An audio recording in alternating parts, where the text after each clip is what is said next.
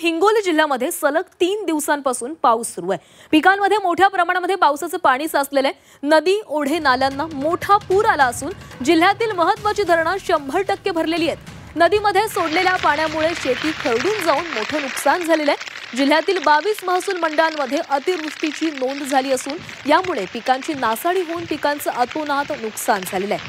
त्यामुळे शेतकरी मोठ्या संकटामध्ये सापडलेला आहे। आणि याच संदर्भात हळदीच्या शेतामधून आढावा घेतलेला आहे आमचे प्रतिनिधी गजानन देशमुख यांनी। हिंगोली जिल्ह्यात मागच्या 3 दिवसापासून मोठ्या प्रमाणात पाऊस पडतोय आणि या पावसामुळे जे आहे ते 22 महसूल मंडळामध्ये अतिवृष्टीची नोंद झाली, ज्यामुळे पिकांचं अतोनात नुकसान झाले। सध्या आपण माझ्या पाठीमागे बघू शकता की कशा पद्धतीने या हळदीच्या शेतामध्ये जे आहे ते पाणी साचलंय। साधारणतः 1 फुटापर्यंत हे पाणी असावं। शिवाय आता सध्या सुद्धा पाऊस सुरू आहे आणि हे पाणी काढण्यासाठी शेतकरी जे आहे ते प्रयत्न करताना पाहायला मिळतात।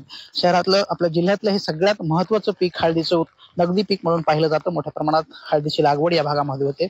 याशिवाय कापूस असेल, सोयाबीन असेल, उडीद असेल, मूग असेल, हळद असेल, ही सगळी महत्त्वाची नगदी पिकं जे आहेत ते शेतकरी घेत असतात हिंगोली जिल्ह्यामध्ये। आणि 22 महसूल मंडळामध्ये या पिकांचं मोठ्या प्रमाणात नुकसान झालंय।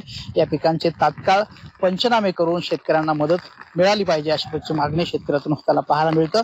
जी काही शेतकऱ्यांचं नुकसान या पावसामुळे झालंय आणि होणार आहे, या संदर्भामध्ये शासकीय अधिकाऱ्यांनी तात्काळ पंचनामे करून त्यांना मदत देण्याची मागणी होऊ लागली आहे। व्हिडिओ जर्नलिस्ट गणेशसह गजानन देशमुख, औंढा नागनाथ, हिंगोली।